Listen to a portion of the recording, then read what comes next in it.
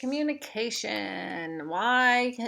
What is it? And why this class? Like reading and writing, oral language is a communicative process. We use language to make meaning. This subject dates back to ancient times. It was limited back then to the art of giving speeches. So if you think of President Abraham Lincoln and the Gettysburg Address and think about how did they do that in front of all those people with no microphones and speakers. These are performances that people would show up for. Think about religion back in ancient times and how they learned that. The 20th century, studying only speech was too limiting. They started doing mass media, speaking for different purposes, relationships. Think of television, the movies, newspapers. Of course, books have been around forever. Now, the last decade, this is the 21st century now, so really the last almost 2 decades. It's an important part of cultural studies because now we are more connected with the global world or the global countries than we ever have been before. So learning about that type of communication and how it impacts our work and our business and education has changed a lot. The study of speech and communication has had a long and honorable history because people in every age need communication skills. We have to teach our very young, and we have to help sometimes our very old with communication. Communication skills are paramount to student success in the work world, so this has to be something that we are explicitly teaching our students. There's some great quotes around the world outside of the school building, outside of education. American workers surveyed about their educational preparation for the workforce rate the ability to communicate and think critically as being more important than computer or other job-specific skills. Mary Boone in 2001 said the act of communication is as important as the technologies we use to connect to each other. Personnel managers survey said the skills most valued in the contemporary job entry market are communication skills, including oral communication, listening, and written communication. The most frequent factors deemed important in aiding graduating college students obtain employment are basic interpersonal, oral, and written communication skills. The American Bar Association survey, those attorneys ranked listening, building credibility, and adapting to a variety of different audiences as among the top 10 oral communication skills for the legal profession. It is vital in all areas. It is vital for our students. It is used to persuade. We use oral language to influence relationships. We use it to inform and also share and discover and uncover information. Communication and how to communicate is so important to daily life that it has spawned an entire industry of books and seminars. So these are 3 of my favorite ones. Fierce Conversations has been around for quite a while now, but I know at our office we are still doing book studies around this book. Quiet is another great book. It says the power of introverts in a world that won't quit talking or won't stop talking. That was excellent book. And then Talk Like Ted. Anyone interested in that is a great read, not too long, not too hard. But these are some great books, not specific to education, but are all around communication skills. One writer argues that communication is the ultimate people-making discipline because it teaches people how to think and speak well. You have to think about what you're going to say. Now, we all know some people don't do that, but good communicators do. And not only that, it frees us up to be human. You can use your imagination, solve problems, articulate your ideas. There's so many ways to communicate now. It's unbelievable. So we have to communicate, and we have to do it effectively. The demand is going to be high in the workplace. The demand is going to increase the emphasis on oral communication in our classrooms. So we have to be teaching these things. Remember me saying speaking and listening standard 1 should be in every lesson, kindergarten to college. I will say that multiple times. So again, what is oral communication? It is a communicative process. It is a process of building and sharing meaning through the use of verbal and nonverbal symbols, and we will talk about both of those. It's also a process. It involves not only the spoken and written word, but also body language, personal mannerisms and style, anything that adds meaning to a message.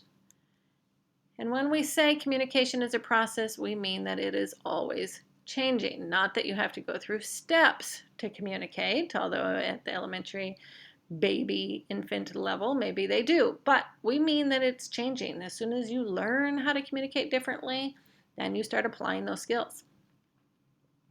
So here are some elements of communication: sender, receiver, messages, channels, feedback, noise, and setting. We'll start with sender receivers. We have to have two. We have to have a sender and somebody to receive that message. The sender initiates a message and the receiver may not be the intended receiver. Think about eavesdroppers. Think about, oh, are you talking to me? Any of those things. So a receiver has to be somebody that you are sending your message to. However, they may not be the intended receiver. Always keep that in mind. The messages can be ideas or feelings. They can be communicated by words or even by symbols or gestures. So they call them symbols because it's something that stands for something else, a word that stands for something else, a gesture that stands for something else, a facial expression that stands for something else. And some messages may be sent unintentionally. If you make a face, somebody might read it wrong and they might receive a message that you didn't intend to send. Communication messages are made up of two kinds of symbols, verbal and nonverbal. They are limited and complicated things. So if you think about verbal symbols, we say chair, which is a concrete object, but home, hungry, hurt are all abstract words. Our nonverbal symbols can be facial expressions and gestures, like I said, but it can also be your posture or your tone or your appearance sometimes can also be a symbol. Think of dating back in the day, right? The next one is channels. The channel is the route traveled by a message. It is the means it uses to reach the senders and receivers. So it could be face-to-face. It could be radio, television, podcasts, webinars, any of those sorts of things. Even a firm handshake can be a channel. Is it firm? Is it limp? Appropriate clothing, that's how it looks, is a channel. Respectful voice is something that you have to pay attention to. All of these are channels to get your message across in the way that you want it to get across. Now, you're probably thinking some of these things don't matter anymore. We don't do handshakes. We do fist bumps. We don't care about the clothing. They wear pajamas to school. Respectful voice just depends on if it's annoying or not. But all of those things make messages or send messages to you. So when you see those things, say, well, what message are they sending? What message am I receiving? And is that the message that the sender intended? Feedback is the next one. It is the response of the receiver senders to each other. So smiling, nodding, varying your eye contact, commenting on the speaker, questions back to whoever you're talking to. It is vital to give feedback. It lets everybody know that the ideas and feelings have been shared in the way that they were intended. Little feedback occurs in messages sent out by the mass media, however. So if you think about big blanket emails or bulletin boards or newscasts, they get very little feedback from those. Noise and interference keep messages from being understood or accurately interpreted. So you could have an external noise like somebody coming in the room. You could have wind or rain outside. We know how that can interrupt a classroom. You could have a siren going off outside. Any of those things are external factors. Internal interference is in your mind when you're focused on something other than the communication. So if somebody is talking to you Maybe your brain is wandering. Think about your students. When we talk too long, our students' brains could be wandering. And then semantic, people's emotional reactions to words. If you've ever taken a survey, you know that, well, what do they mean by that? And you want more clarification. If you could just talk to somebody, they could tell you or clarify what that word was that they wanted you to reflect on.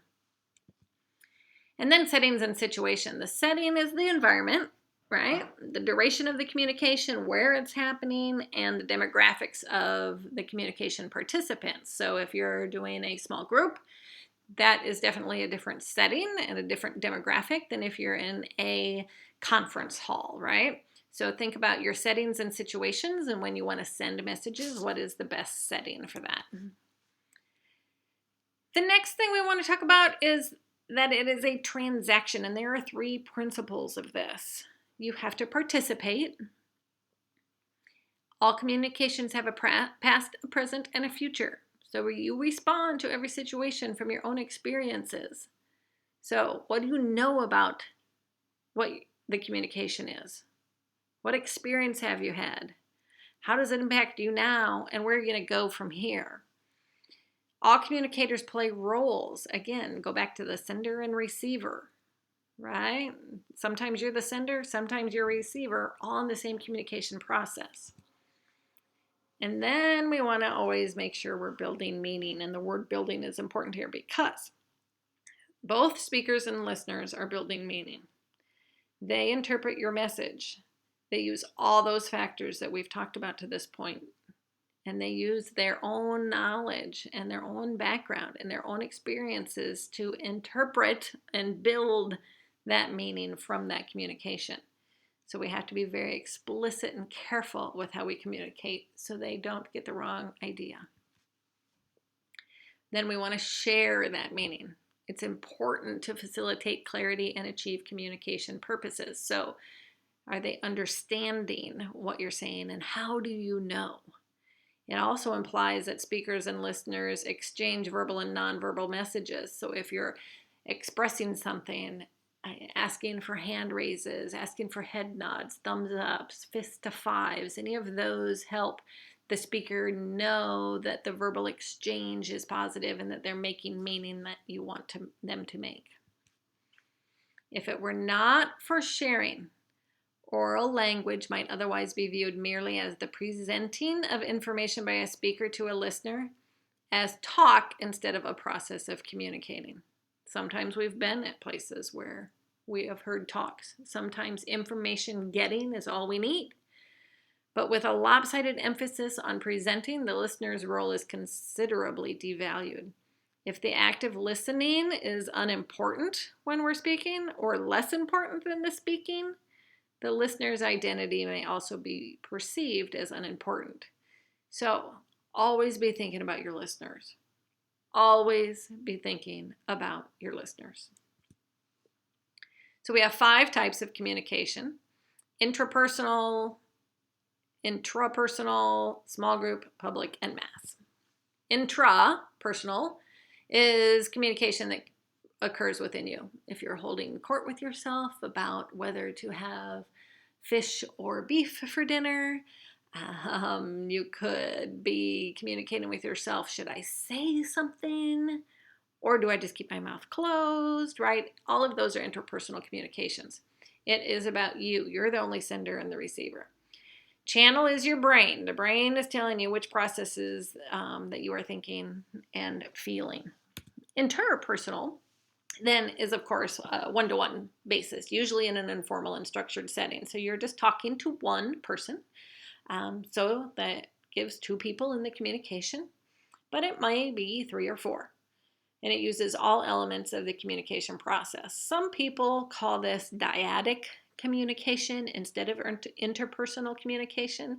And dyadic just means 2 as well. Think about dyads and triads, right? 2 and 3. So they call it dyadic communication, but it is, splitting hairs. It's still interpersonal. So you might see dyadic communication instead of interpersonal throughout the course. Then we go to small groups. You guys probably do this a lot at school with small group reading or PLCs. It is a process, and it is definitely more complicated than interpersonal because there's more than one listener, and you have to use all of the knowledge of your listeners when you are communicating. But you typically use the same channels for all of them, and you usually meet in a more formal setting, so at a table or in a room, right?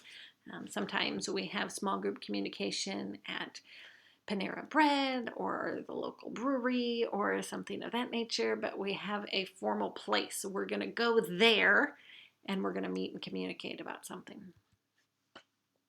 Public communication, the sender, receiver, or the speaker sends a message or a speech to an audience.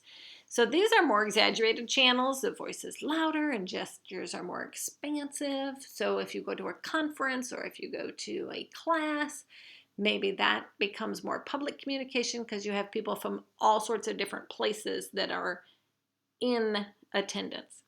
The speaker may use additional visual channels, so they might have a PowerPoint, or they might have videos, or they might have chart paper. Any of those sorts of things help. And yet, feedback is usually limited. Yeah. But the setting is formal. It's usually in a specific classroom or conference hall or something to that nature. And then we have mass communication. These are highly structured messages for large audiences. If you are on your building leadership team, you may have had to preview some mass communications to all the constituents in your district. We have to structure those very specifically because we don't want any misinterpretations. Lots of people get their hands in on creating these messages. And the biggest difference lies in the feedback. There's little exchange between the senders, my apologies, and receivers, and what little there is delayed. We might send out a mass communication and you don't hear anything for quite some time. The message is usually kept simple so that it is understood, like I said before. And then we have intercultural communication. Two or more people from different cultures interact. I'm excited about learning around this with you during the course as well. If two or more cultural or co-cultural groups want to communicate, they must be aware that they may have different systems of knowledge, values, beliefs, customs, behaviors, and artifacts. And not knowing this can result in misunderstandings. This is intercultural communication, not just knowing how to speak a different language. This is really understanding communication from multiple cultures.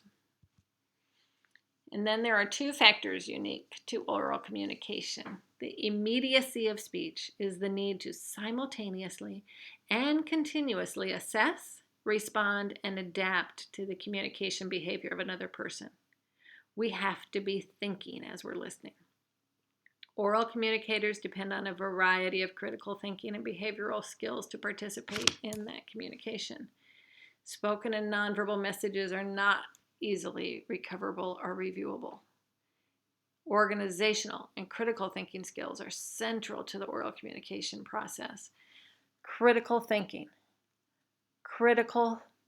skills are central to the oral communication process. So if we are teaching oral communication, we are also teaching our students how to be critical thinkers. So that's why it's most important.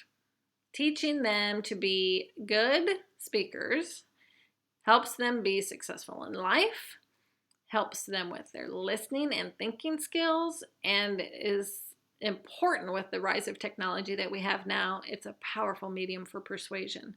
If you think about fake news that's out there, total persuasion because people are doing it really well and we are missing the critical thinking part around that communication. So we need to make sure that we are teaching kids how to be critical thinkers and use their reading, writing, speaking, and listening skills effectively. So we're going to think about the number one challenge facing oral communication instruction. Okay? Students are at risk of experiencing too few opportunities to apply those skills in authentic context. This is why we had recite, debate, and perform as standards in Iowa. All right? failure to adequately address oral communication. If we have an oral report or a creative reading to serve as the sole measure of a student's speaking proficiency, then we teach only listening to follow directions or to summarize a story. When we provide for frequent cooperative learning activities in small groups, and we don't provide any instruction about how to play roles in a small group, then we are missing the boat there. Speaking and Listening Standard 1, K through college. So oral communication is a process. It's immediate interaction, and it's impermanent, necessitating strong critical thinking, comprehension, and recall skills. That last bullet is the biggest bang for our oral communication bullet.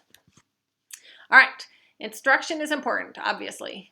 It is a mode of human communication that is used frequently, and we're going to need it in academics, of course, but future workplace and life management success will rely on a student's ability to communicate. Okay, so assignments this week. The video reflection one-pager. There will be an Iowa Core one-page flyer for 2 resources, and then there's a video forum. Those are our 3 big assignments this week. We have no lesson plans this week. No lesson plans this week.